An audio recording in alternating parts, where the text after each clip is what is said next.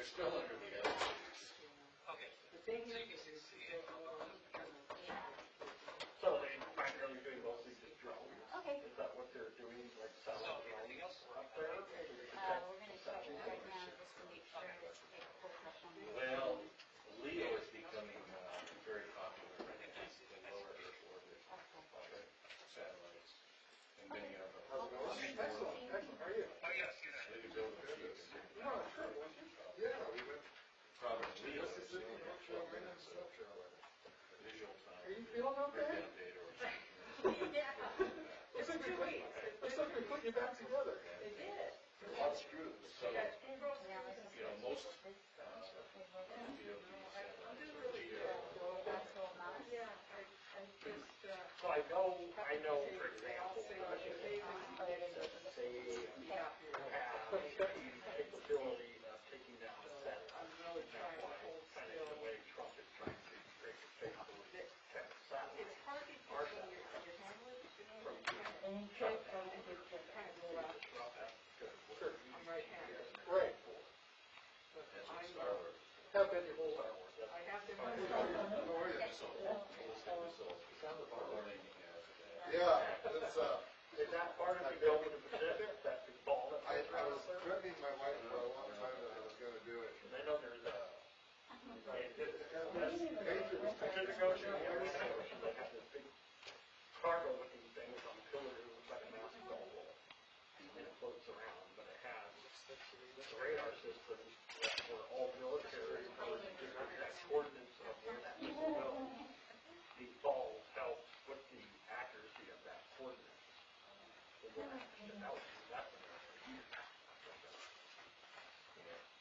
Well, most of Oh, that's.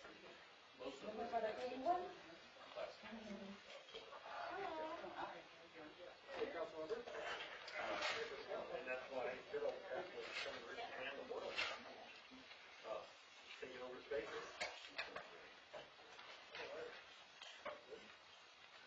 Afternoon.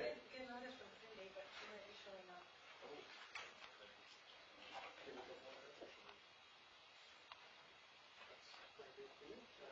You could call Sanders that for you. You could handle all those things like you do.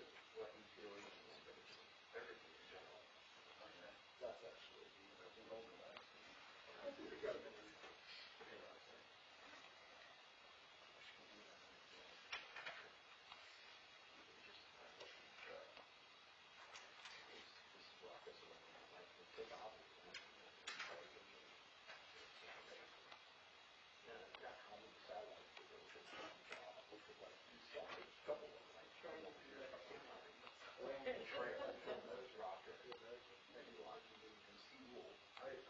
Like the mouse. Satellite, you can see these little spirals coming out. That's your computer, that is the one that went over here about 2 years ago, I think. That's, The next guy, I'm not sure about that. This guy came this direction, and he had to right this. I don't know. And then, but you can see where the head of it was, as it was moving, and you can see the little spiral. It's coming out. And that's what I don't understand, what's the satellite.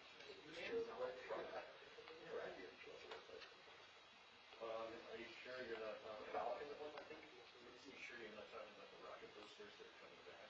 No, just the actual. It's not the boosters coming back, so they're tiny little spirals, almost specks that are just, you see them coming out from the head. But it probably was the capsule. The capsule going up, and then once it gets in space, it gets comes away like that, and then the satellite. That's what it is. And then the capsule goes out. And then instead of going to the station, and once you go to the station, you can go back to the unfold it. 6 months.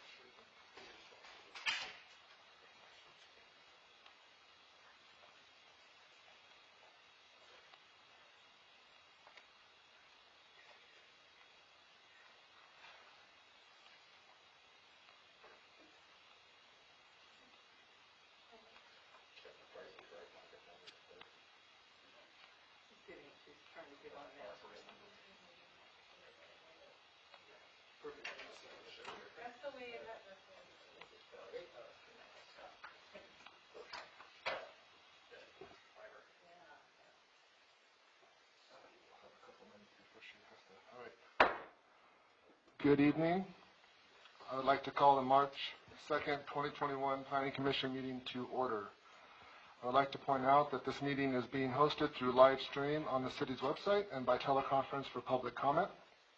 Due to the structure of this meeting, I would like to remind the Planning Commission to have their microphones turned on and positioned so the audience can hear. Director King, may we have a roll call, please? Sure. Commissioner Beamstorfer? Here. Commissioner Hill? Here. Commissioner Lemke? She will be calling in. Okay. Vice Chair Van Arsdale? Here? Chair Wood? Here. We're just waiting on Commissioner Lemke to log in for phone method. Wait for that.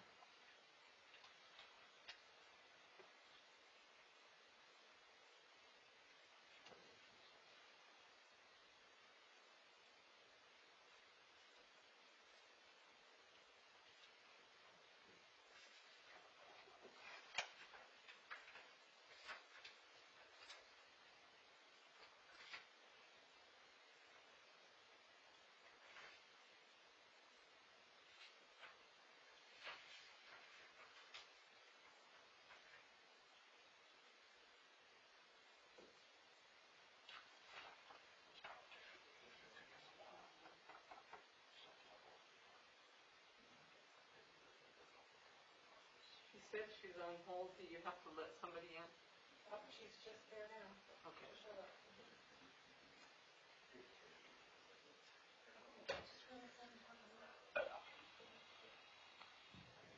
Commissioner Lemke, are you online?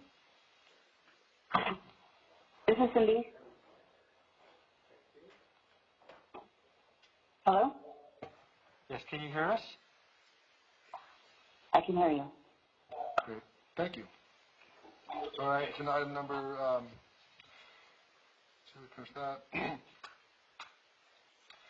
All right, agenda item number 3, invocation of flags. Commissioner. Do the invocation first? Lord, bless this meeting today and all those present, as well as those that we encounter tonight. In Jesus' name, amen. Join me in the pledge. I pledge allegiance to the flag of the United States of America and to the republic for which it stands, one nation, under God, indivisible, with liberty and justice for all.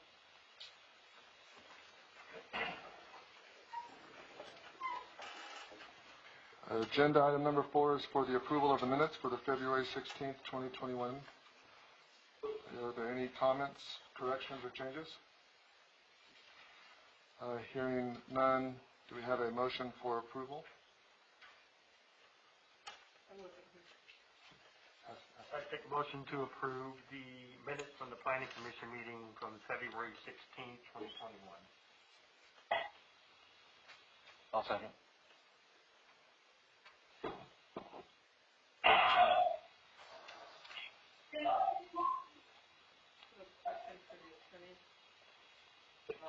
I wasn't here, and we have two of us that weren't here, so we just both abstain, right? You may abstain if you do not want to vote on the approval minutes. Yeah.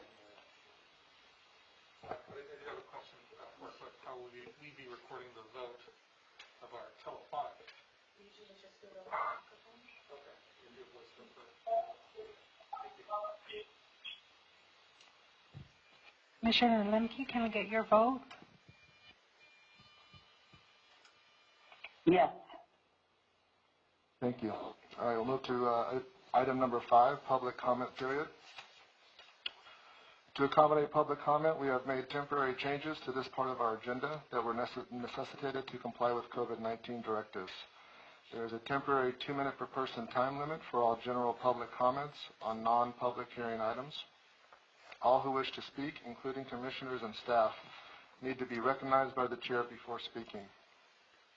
Members of the public shall comply with the adopted rules of decorum, Resolution 4545, a copy of which can be requested through the city clerk's office. You may fill out a form and submit your comments online at www.hemetca.gov/councilchamberlive. Submittals must be done before 2 p.m. the day of the meeting. For those that wish to join by teleconference, you may join by calling 888-585-9008. And when prompted, dial 743-463-604#. You will be asked for your name prior to speaking. Reminder, if you are joining by teleconference, please mute your phone to prevent noise interference until you are given time to provide public comment. Also, when speaking, please make sure to mute your live stream. Please state your name and item you are commenting on before speaking. Are there any members of the public participating through teleconference that would like to comment on any items not on the agenda? There are no other callers on the line. Thank you. Okay, we will move on to item number 6 for conditional use permit 19-010 Santiago Hemet RV Park and modification of conditional use permit 6-75 Mod 1. Good evening. Good evening, Chairman Worth, commissioners, and members of the public and staff. Tonight, we are asking that the project be continued. At the February 2nd, 2021 Planning Commission meeting, this project was continued to March 2nd, 2021 to allow the applicant additional time to review the proposed conditions of approval. The applicant is still in the process of reviewing the conditions. Therefore, it is requested the project be continued to the March 16th, 2021 Planning Commission meeting to allow additional time for the applicant to review the conditions. Are there any questions for staff? I have a question. What are those conditions of approval? The list of what those are. The conditions, there's quite a few. They come from the various departments. They're going to come from engineering, from fire, building, and planning. And the conditions a lot of times are operational, especially from the standpoint of the planning department. Building and safety is going to have to do with building codes and what they may have to submit as far as plans to obtain permits. Engineering, improvements to the sidewalk, to the right-of-way. Those are the types of conditions that they're reviewing. Are the conditions for the expansion or is it for the entire park? Well, that's part of what is being discussed now. The conditions are for both at this time, and some of those do apply because they are related, the existing and the proposed, especially when it comes like to drainage. One affects the other. Ingress and egress, one affects the other. So some of them are they're going to impact both. Okay, great. Thank you. Thank you. Anything else? Okay, we'll go ahead and open up public hearing. Is the applicant here? No? Okay. Is there anyone that would wish to comment on this project? Did we receive any e-comments for this? No, we did not receive any e-comments, and I do not see any other callers on the line. Thank you. Well, are we going to extend the question for legal? Are we extending public comment through next meeting, or do we close public and then? We would allow any member of the public to come and make public comment at the next meeting, especially since our agenda shows that we intend on continuing it. Members of the public who are interested may decide not to come to this meeting, they want to come to the next meeting. So we'll close public hearing for this meeting. You don't leave it open. You leave the public hearing open to the next date, which is March 16th. Okay. Great. Okay, so the recommendation is to open the public hearing and continue the item to March 16th. So moved. Second.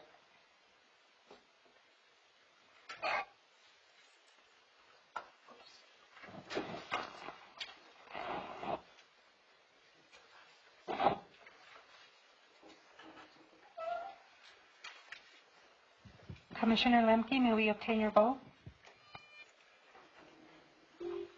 Yes. Thank you. Okay, we'll move on to item 7A for conformance of the City of Hemet's Capital Improvement Program for fiscal year 2020-2021 with the City of Hemet General Plan. Good evening. Good evening, Chairman Worth, members of the Commission. I'm Steve Lariso, I'm the City Engineer, and we are here tonight to ask that the Planning Commission determine conformance of the CIP program with the City's General Plan.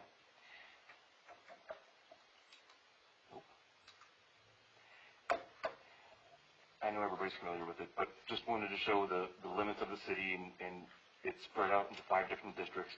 The point is I wanted to just also show you some of the things that we've accomplished as far as pavement projects. You can see the orange and the red in the last 2 years, and I'll describe a little bit of that as well.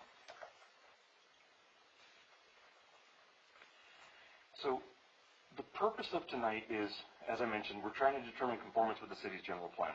And within the general plan, the section that we're specifically determining identifies capital improvement program, preparing an annual update to the CIP in conjunction with the budget process prioritized for financing of the projects, which is CP2.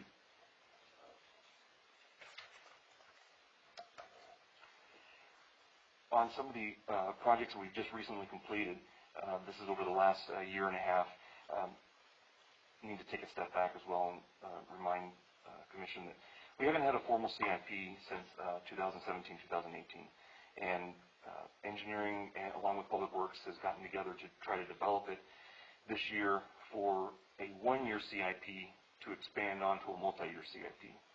And it's all of the engineering, Public Works, some of the fire projects and the PD, just projects that are within the city.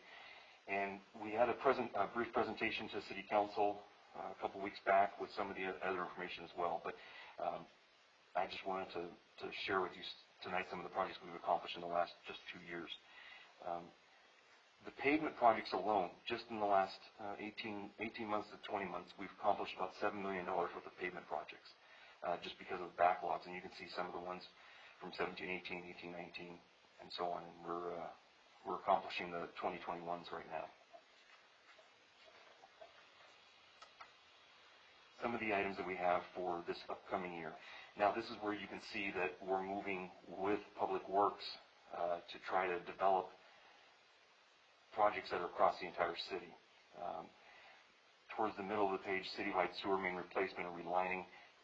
That's about $5 million worth of work throughout the city. And then the well 15 and 16 treatment, that's about another $5 million project that is necessary to enhance the city's water system.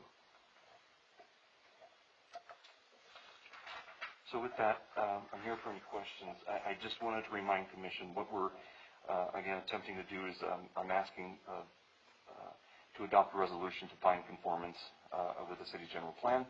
It then moves on to City Council for their approval and adoption. Here for any questions you may have. I had a question regarding the relining of the sewer. What process, do you know what process they're using? I remember years ago we used an in situ form process that really saved us a lot of money. And is that a similar process that you're using for this? Some of them are. We encountered a type of pipe I have to admit I've never heard of before. It's called Orangeburg. And this was pipe that was used about 70 years ago. That was supposedly the next best thing to sliced bread. And it had a life of about 50 years. And the location that we needed to replace it at, the pipe is completely gone. So the point of this, to answer your question, we can't reline it there to save the funds. But in the places that we do, that is absolutely the intention. Because the more we get to accomplish, the better. I mean, we don't want to just keep digging the stuff up if we don't have to. And on top of that, as you dig it up, we still have the pavement repairs and everything else on top of that. Right. So, yes, the lining is important. And just to explain to the planning commissioners, I don't know if you've ever heard of it in situ form or the lining, how they do it. they take and it's like a sleeve, and they pull it through. For those that have ever sewed, you can pull things through, and then once they get them pulled through, they insert a really high heated water, and it's like a fiberglass that molds, and then it just sticks around the pipe, and it's great. It's amazing, and you don't, like he said, you don't have to dig up the streets, and you don't have to pull things out, and it's a lot less, problem with everything that you have to deal with when you pull the pipes out. So I'm really glad to see you're doing the lining project. In addition to that, before we would do the lining, we'd have to send the kind of like a rotor device that goes through it to clean up all the tree roots. That's kind of the biggest problem we have, and that any city has with the sewer system, is that you get the root intrusion in there, and so before you can really put that on there, you have to go through and do the rotor part. But yes, you're absolutely right. Thank you for letting everybody know. I mean, not many people know about that, and at first I didn't understand how the system actually was, to get it to pressure up against it. But yeah, I saw it a couple times, and it works. Yeah. It's a great process. I have a question on the water testing. You talked about that's something on the plan, right? Water testing. Yeah. Okay. Yeah, the water treatment. Well, the well 15 and 16, that's more of a holistic thing where there's treatment involved there, but it's also the storage of the water. But please go ahead and ask your. I'll do what I can. Yeah. I may have to get back to you because I'm not in the treatment. I'm just a regular little old engineer that could. So. Okay. Well, here's my question. I know that Teflon testing in the water is kind of like the next biggest thing these days. Are we testing for that parts per million of Teflon, and what's PFAS. I know. You guys heard of that? What I do know is we do follow the state standards for the minimum testing requirements. But as far as the other items, I'm going to have to ask the Public Works Director to confirm that, and I will get back to Director Kane to let you know then. Yeah, I think the state standards have been tightened up on that, so I'm kind of curious where we stand as a city in the content of Teflon in the water.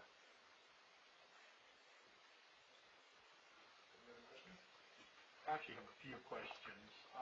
The first question I have is in the McSweeney's project, the CSCDA, which is the California Statewide Community Development Authority, is the one that's paying for, this seems to be the one that's funding almost $10 million worth of street work for the neighborhoods there in McSweeney.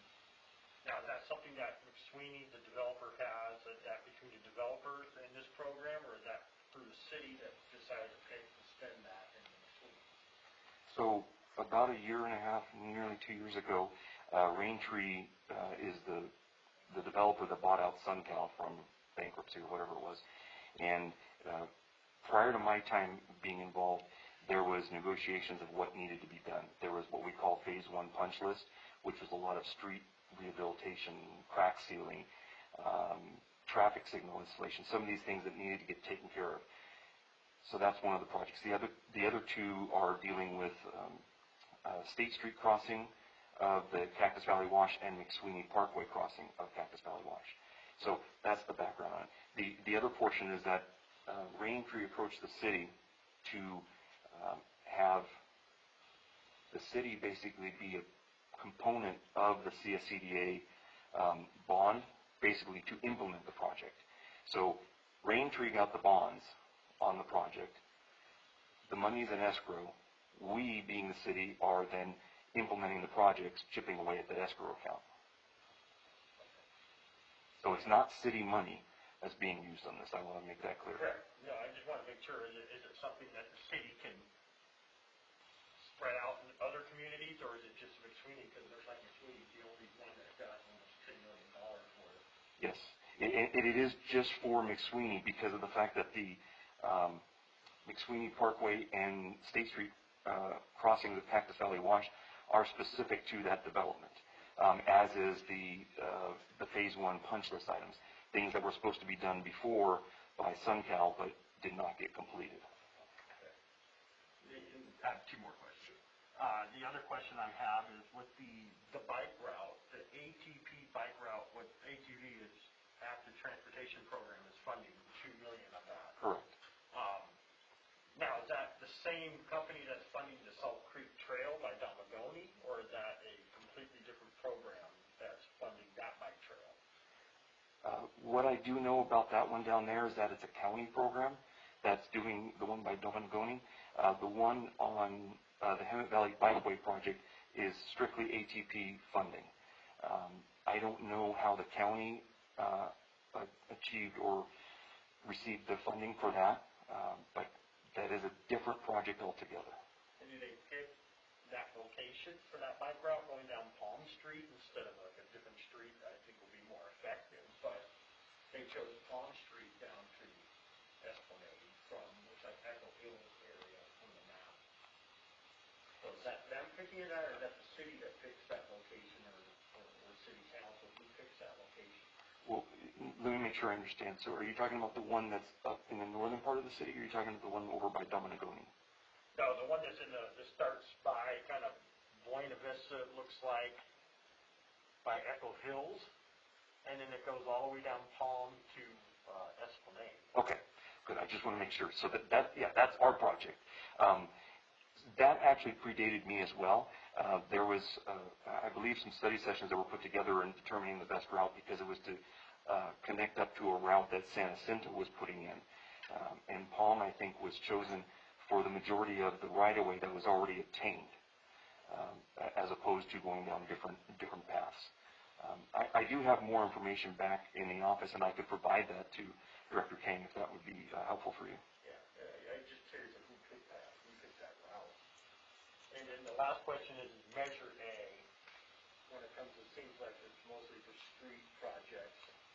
What is Measure A? It's not part of the city thing. It's statewide. Is it? What is Measure A? It's paying for the streets. So Measure A is a half-cent sales tax program that was implemented by RCTC. I want to say 1996, but I could be wrong on the dates. But anyway, it's county-wide within Riverside, and that provides funding to the agencies for street improvements.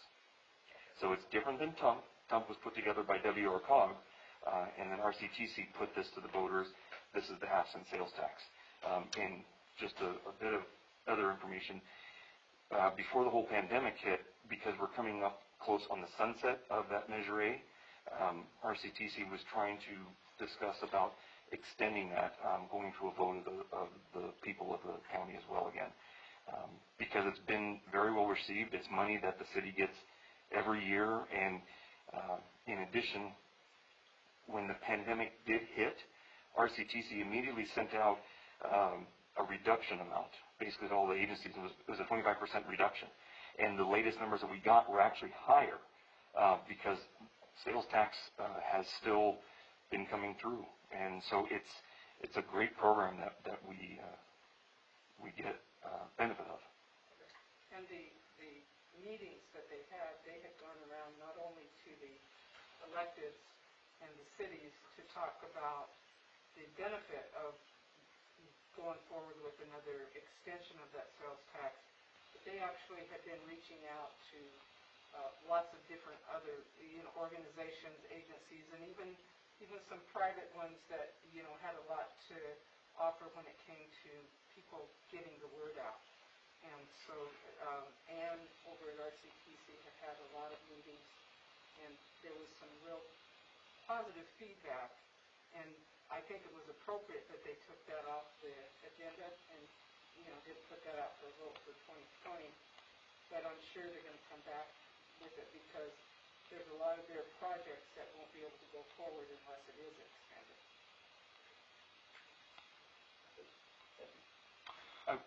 Commissioner Van Arsdale, if I said it incorrectly, I apologize. Would you like to come up here with me and help me with the CIP? You know a lot about this. No, please don't be sorry. I appreciate that because it's like you can check me. So. No, I can't help it when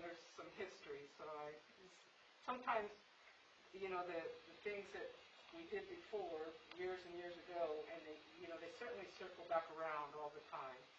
And sometimes when you've been there and you kind of knew their intent, like when we all worked on that Measure A money, it was such a coup to finally get something that could be dedicated and then also include all the cities as an amount. That was thrilling to have the cities be able to depend on a certain amount of money every year to fix roads. Yeah, thank you. Yeah. Well, and to go along with that, it is important with Measure A because really before Measure A, the money everybody used, all the cities, was gas tax. And where is gas tax now? It's used for everything else, and there's nothing left. So before SB 1 came into effect a couple years ago, Measure A was the only money that each and every city within Riverside County could utilize for roads. Yeah. That's a pitch for the future tax measure. I was just curious because, you know, planning with like the bike routes and stuff like that, we're planning the future as well. And I just wanted to ask a question, like who's paying this and paying fees for other resources? So thank you for your Welcome. time. Yeah, it's great. It's great having your experience, Commissioner Van Marsdale. Commissioner Olympia, are there any questions?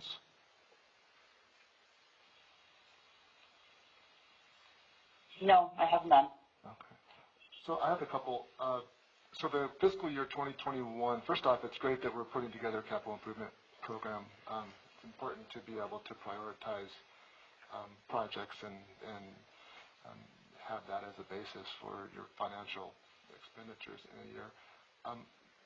One of the questions, so if we haven't had a capital improvement program for a few years, I noticed that a significant amount of the project costs have already been allocated prior to this fiscal year. What was that allocation based on? Was it how is those funds prioritized and allocated to the different projects? So on the engineering projects, when you look at the pavement rehabilitation projects, those were identified in the past. The one thing that we had to go by was the Measure A budget, and that was a 5-year plan. They always do a 5-year plan.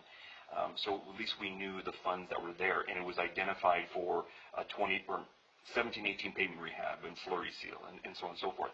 So those projects we knew coming in here 2 years ago and not knowing what was going on, we took what we understood to be the budgets that were available from Measure A, SB 1.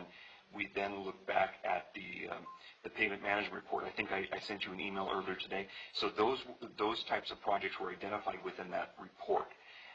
And then as the projects came about, when we were ready to go to bid, we would then take those to the City Council for their authorization. And that's why if you look in the CIP, you'll see that there's the first column that talks about previously appropriated, and then the next column is what we're asking for this year.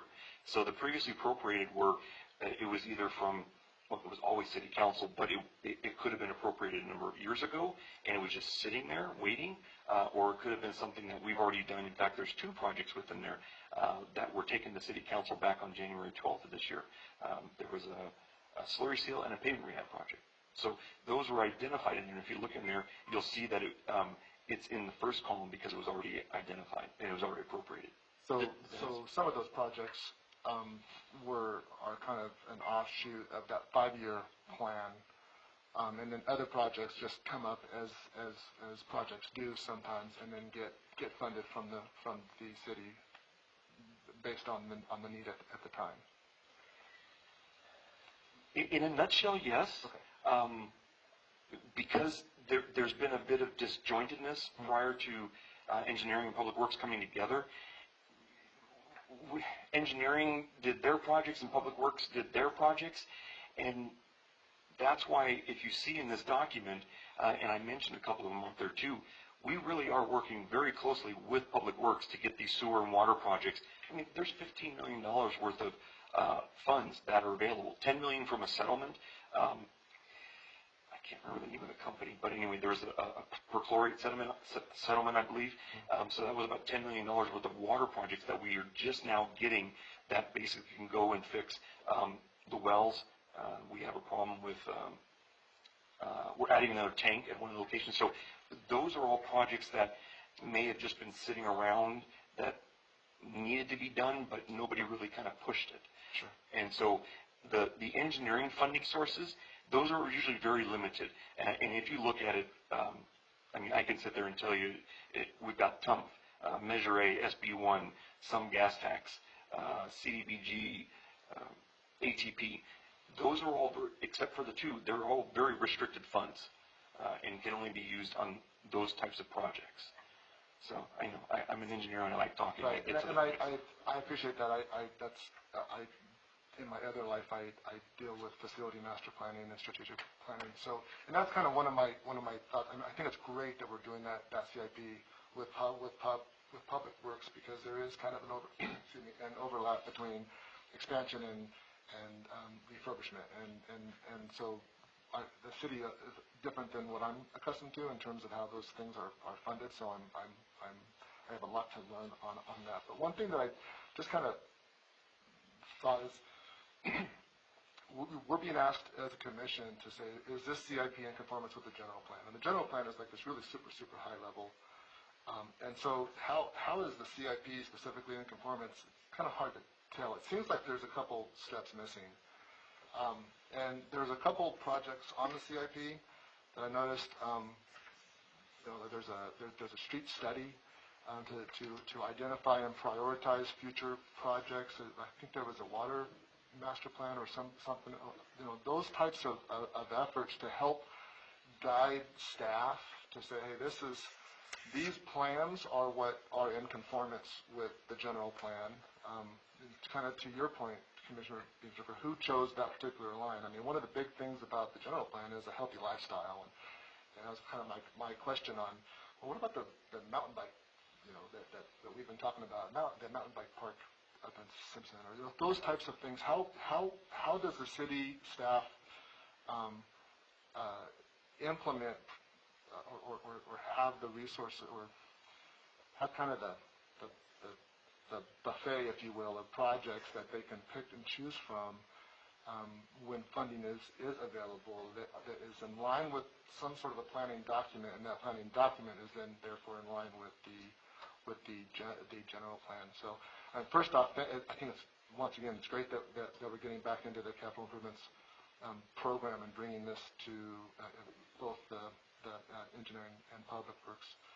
I think that's great, but I would personally love to see some more planning level efforts to kind of take a look holistically at the city and then tie that up to the general plan, so that staff has kind of a roadmap for these things in developing the CIP, that then they can prioritize the CIP based on available funding in a roadmap that's already in conformance with the general plan. It would be a lot easier, I think, to line up individual projects with that much higher level document.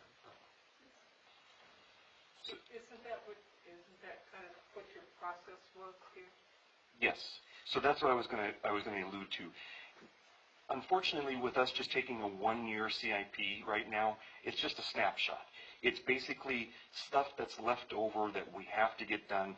We have money coming in from Measure A. We have money coming in from SB1. Public Works has money coming in from the perchlorate settlement and various things. We're just trying to catch up right now. And by us doing this part of it, we're getting to that point of saying, all right, we have all these projects. Here it is. See it. We're going to come back. And one of the comments that I made in the staff report, I think it's in there, but is that we're working on a multi-year CIP. And that's where it really kicks in, because that's where we end up having a workshop with at the City Council's direction, whether it's with Planning Commission and City Council or the Infrastructure Commission.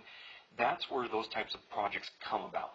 And that's where we get the input from the council and the constituents to say, Gibble Skate Park, we really want that. Or the trail at Sampson Park, I think you said. I had not heard of that, so I need to look into that further in talking with Public Works, and they may have a background on that.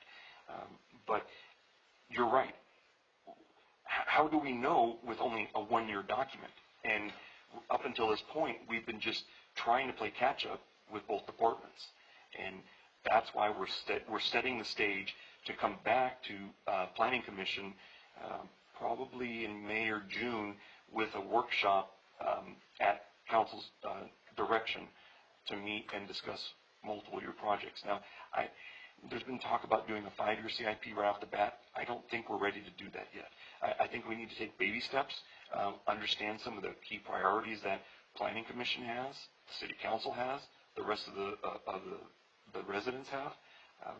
But, you know, the majority of the projects that engineering does, it's really just street and making sure that we don't get as many calls saying, hey, my street looks like crap, why is that street over there getting done? Right. And it's like, you know, we have to pick and choose as best we can on that. So it's a point well taken. And those documents, those planning studies and those types of things tend to provide some backup to staff when they're answering those calls and those questions, because those things can then be adopted by the city council, and then they already know it, and so you're just referencing something that has been seen by the public, and so. But no, I think it's great that we're getting caught up. The last couple of years has been a challenge. I'm aware, so kudos to getting this ready to go. So, any other comments or? Just one last comment on behalf of my mother. My mother moved from the Lake Hemet Water District area to the City of Hemet Water District area about 15 years ago, 14 years ago. And she sure let me have it as far as how the water tasted, her wash, and all the things that were a problem because the water was so hard in Hemet. It didn't taste as good, and your wash didn't come out as clean, etc.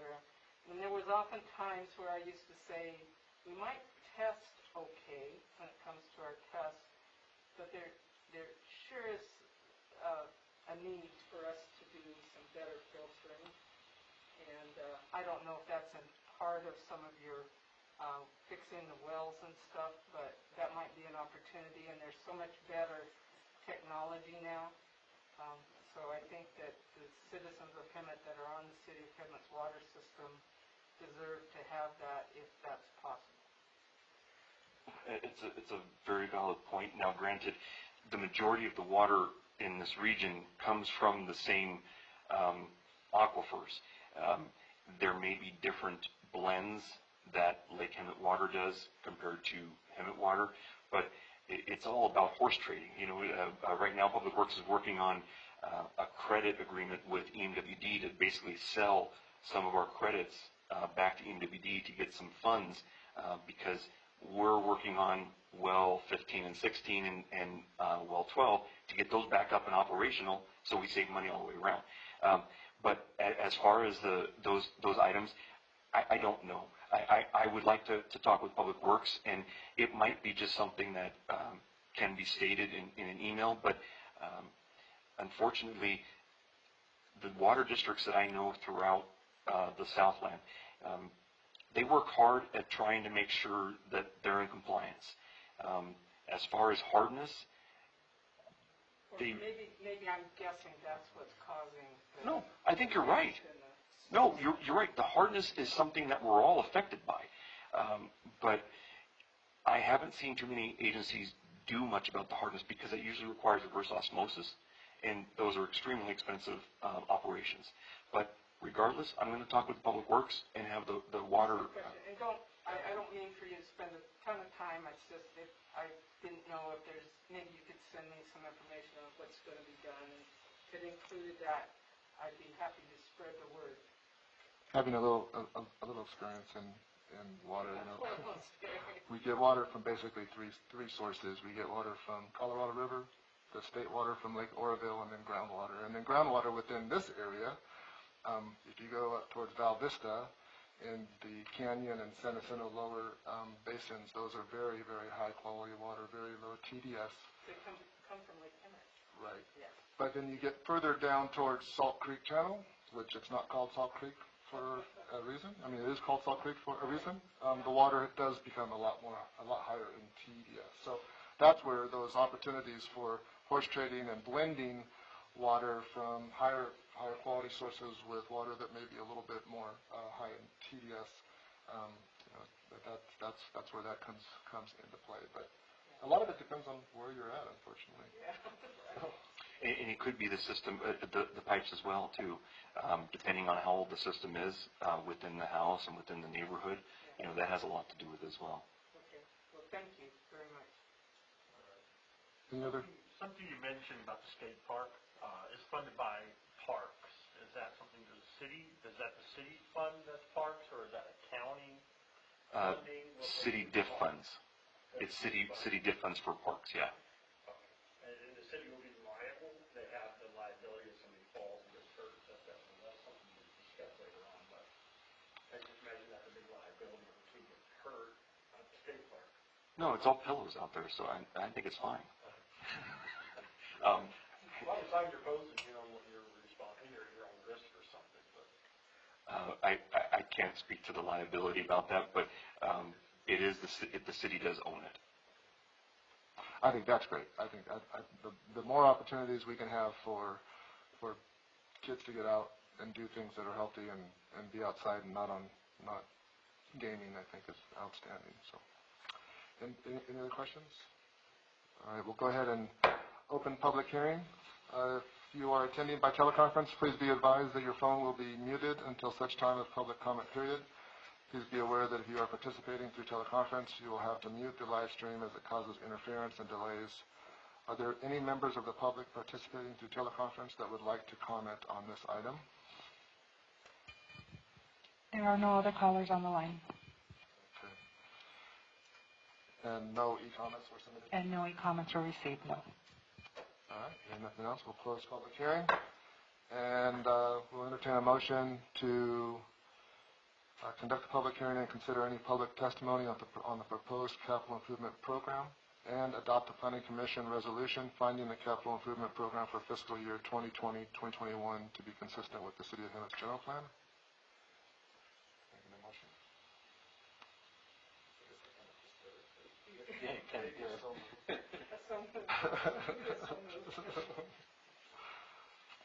I think, well, can I just say, I'd like to make a motion of what was just said by Chairman Wirth, or do I need to read the whole thing? So moved. Okay, well, I'd like to make a motion to conduct a public hearing and consider any public testimony on the proposed capital improvement program, CIP, and to adopt a planning commission resolution finding the capital improvement program for fiscal year 2020 to 2021 to be consistent with the City of Hemet general plan. I'll second it.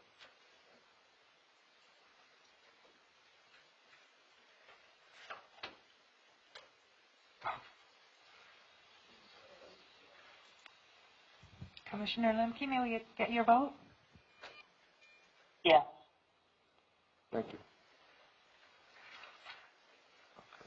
Motion passes 5-0. All right, moving to item 7B for zone change 21-001, West End zoning consistency. Evening, Chair. I'll be presenting that item. Can you hear me over the phone? Okay.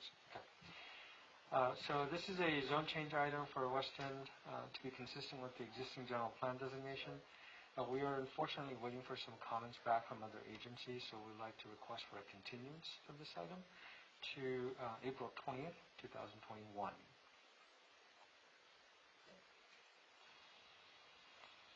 Are there any questions for Director King? All right. Then I will move that we open the public hearing and continue the item to April 20th, 2021 to allow time to obtain additional comments from other agencies. Second.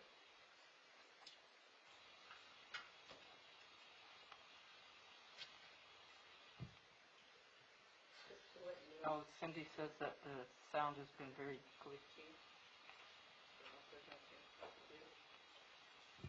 Commissioner Lemke, may we get your vote on this item? Yes. Thank you. Motion passes 5-0. All right, moving on, department reports. HP? City Attorney reports, I'm sorry. Chair, I have nothing to report. All right, Director King?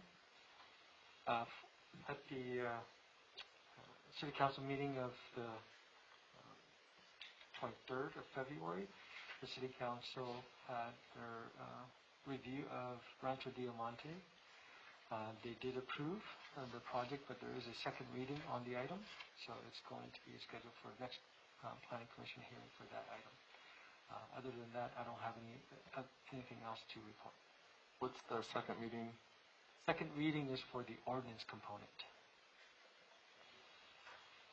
All right, future agenda items.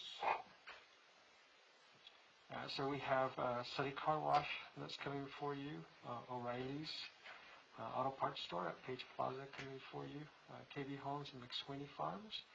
And then we're working on the ZOA for 2021 cleanup items. So we'll have some various items that will come before you for